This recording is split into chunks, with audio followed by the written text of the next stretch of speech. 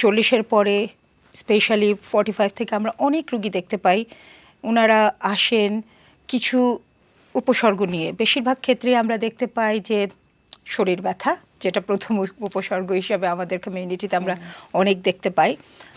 তারপরে যেটা আমরা দেখি, অনেকেই আসে ভেরি আনইউজুয়ালভাবে বলে মন ভালো নেই, বিরক্ত।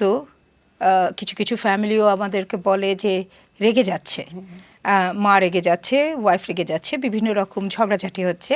এবং আমরা যখন পেশেন্টের সাথে জিজ্ঞাসা করি তাদের জীবন নিয়ে কথা বলার ক্ষেত্রে, অনেকেই বলে যে ঘুমাতে পারছি না, শরীর খুব গরম লাগে, শীতে কনকনে শীত, গায়ে কোনো কাপড় রাখতে পারছি না, খুইল ফেলে দিতে হচ্ছে।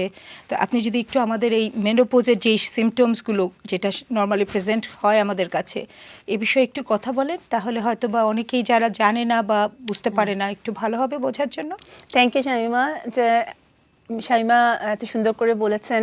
আমি প্রথম কথা যেটা আপনাদেরকে বলতে চাচ্ছি যে মেনোপজ এমন একটা শব্দ, অনেকেই আপনারা একটু লজ্জা বোধ করেন যে পিরিয়ড ব্যাপারে কথা বলবো, পিরিয়ড বন্ধ হয়ে যাচ্ছে, এটা আমাদের লাইফের এমন একটা স্টেজ, কিছু স্টিগমা যেটা আমরা বলি যে আমরা কথা বলতে চাই না এই ব্যাপারে, মনে করি যে এটা আমাদের খুব বেশি পার্সোনাল ব্যাপার, কিভাবে কারোর সাথে ডিসকাস করব।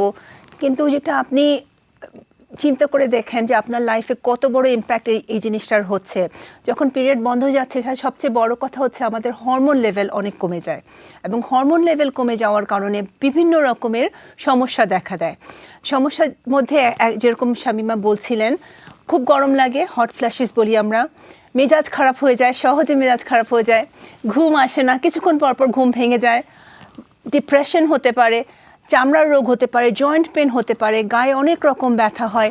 অনেকে বলেন ব্রেইন ফগ, যেটা হচ্ছে যে মানে মনে রাখতে পারছেন না, উল্টাপুল্টা করছেন, ভুলে যাচ্ছেন, একটা করতে যাচ্ছেন মনে করতে পারছেন, ফ্রিজ খুলে বলছেন যে কী জন্য ফ্রিজ খুললাম, এই ধরনের কথা আমাদের পেশেন্টরা এসে বলছে যে আপা ভুলে যাচ্ছি, কিছু মনে রাখতে পারছি না, মনে হয় আমার ডিমেনশিয়া হয়ে যাচ্ছে আর্লি।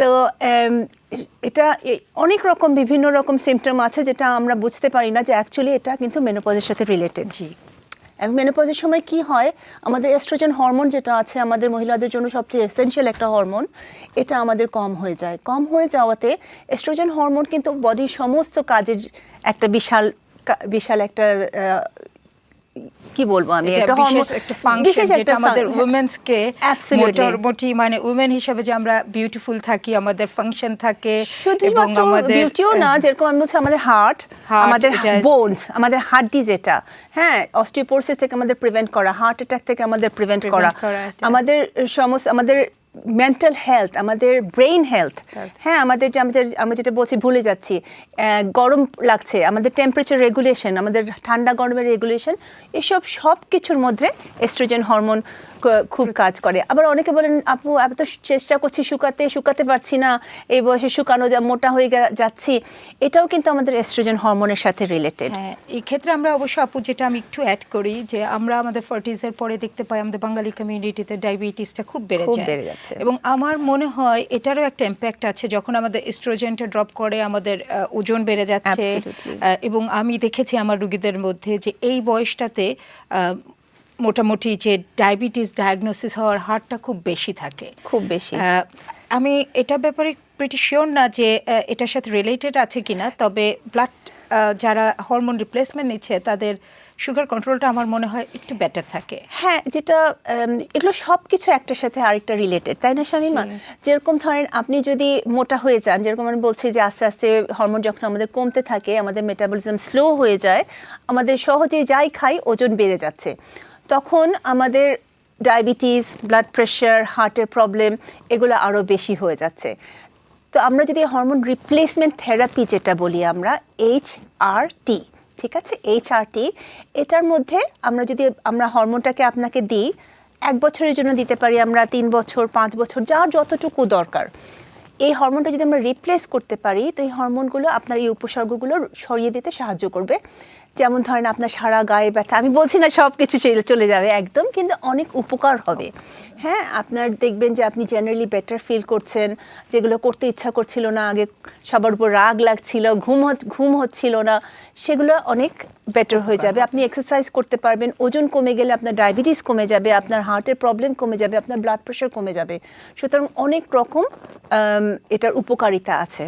তাছাড়া আমরা কিছু আমি সাইড এফেক্ট নিয়ে আমি যেতে একটা কথা শুধু বলতে চাই। অনেকে আমার কাছে আসেন, এসে বলেন যে আপু এরকম হয়েছে যে শুনেছি ব্রেস্ট ক্যান্সারের খুব বড়, এটার জন্য আমি নিতে চাচ্ছি না এই চার্টিটা। আমাকে বলেছেন যে অনেকেই আমাকে বলছেন যে এই চার্টি নিলে ব্রেস্ট ক্যান্সার হয়।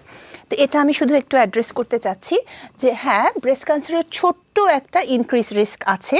হ্যাঁ, যেটা আপনি যদি প্রথম 1 বছরের রিস্ক খুবই কম, তারপরে আপনি যদি আস্তে আস্তে নিতে থাকেন 5 বছর 4 বছর একটু একটু করে রিস্ক বাড়ে, কিন্তু রিস্ক খুবই লো, মানে খুবই সামান্য। আপনাকে মেনে নিতে, আপনার বেনিফিটটা কত এটা আপনাকে দেখতে হবে, যে আপনার কতটা সমস্যা হচ্ছে, আপনার লাইফে কতটুকু এই এস্ট্রোজেন হরমোনের কারণে আপনার লাইফটা কতটা উল্টাপাল্টা হয়ে গেছে, সেটা মনে করে আপনাকে চিন্তা করতে হবে যে আপনি কি, আমি যে কোনো ওষুধের মধ্যে রিস্ক আছে, রিস্ক থাকবেই।